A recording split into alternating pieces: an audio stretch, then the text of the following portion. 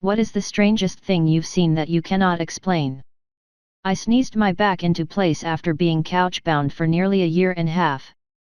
Within 15 minutes it felt like that year and a half was a distant memory. I had painful nerve problems in my shoulders from work to the point that I would wake up in severe pain if I didn't take painkillers before bed. I passed out drunk from low blood pressure in my boyfriend's kitchen, fell back and hit the ground hard, and I haven't had any issues with my shoulders since. His brother-in-law fell down a small flight of stairs backwards while drunk in the same house and it fixed his back issue. That house is magic for drunk people. Me and a buddy were at his house watching TV and some person on the screen was eating a strawberry. I don't really care for them, but it looked good and I asked if, by chance, he had any strawberries in the house. He almost laughed at me. We were two 20-year-olds with a higher chance of beer or mac and cheese or Fruit Loops than strawberries. About 20 minutes later, there's a knock at the door and he goes to answer it. He yells out to me to come see something. His mom is standing at the door with one of those low-cut boxes with a bunch of strawberries. He said, "Tell Agn Kim what you said." She looks a little strange and says, "I was driving home and there was a guy selling strawberries out of the back of his truck and I thought, I bet David and his friends would like some strawberries." My buddy says, "Well, you blew it. We all have one wish and you wasted yours on strawberries." My dad passed away in 1992. Among other things, I inherited a 1980 Chevy Love pickup.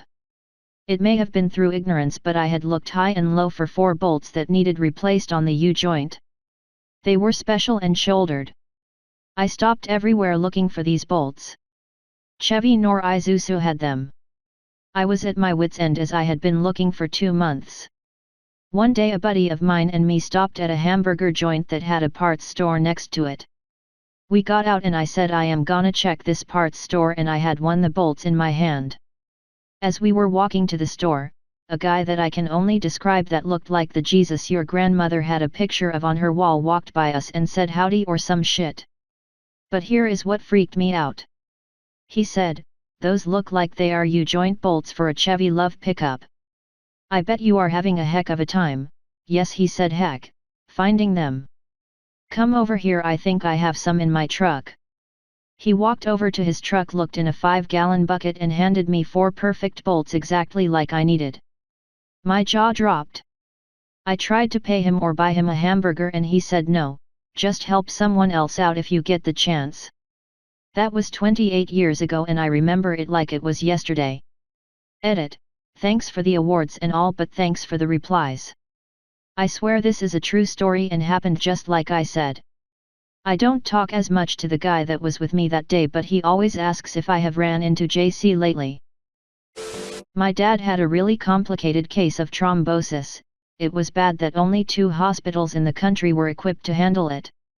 Long story short, he was in intensive care and had to be airlifted to the most famous hospital in Brazil. This process took the whole night.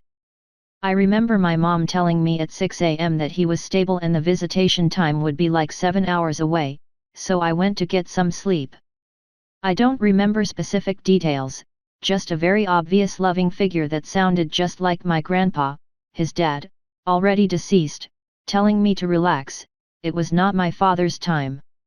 When visiting time came, due to my good mood and spirit, my dad asked me if I understood what he had, since doc told us his chances of recovery were slim.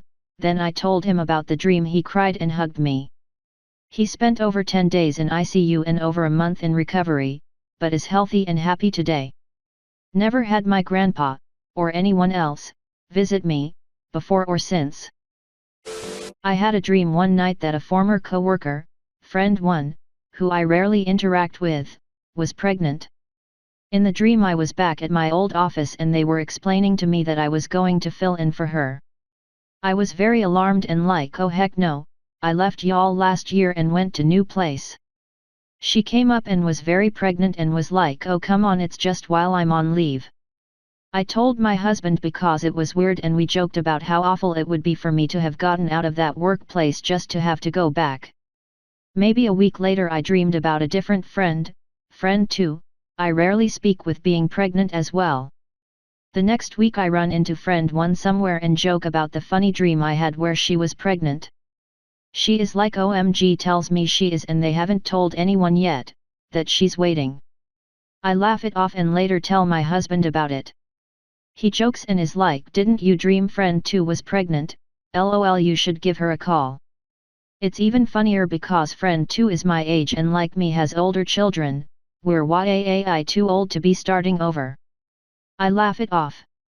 The next day, as an afterthought, I'm bored and driving a long distance, I call friend 2 about the funny dream and my husband's joke that I should call her. Turns out she is also pregnant and they haven't told anyone because they're having ultrasounds and amnio first due to her age and all. Completely crazy.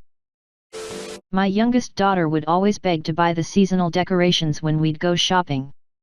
She passed away from a brain tumor when she was 5, and as a way to cope I started buying those seasonal decorations and now decorate my house with them as the seasons and holidays change. Her favorite were these colorful birds from Target. A couple of years ago, just before Easter, I was deep cleaning the house. One of the Easter birds went missing.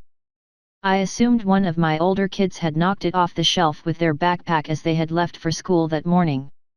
I looked around where it should have fallen, but couldn't find it. We had a younger dog who loved to chew up everything he could find. I checked all his usual hiding spots, but couldn't find it. I continued to clean the house, vacuum, dust, full top to bottom cleaning of the common areas of the house since I was home alone for the day. Finally I'm done and still haven't found that bird.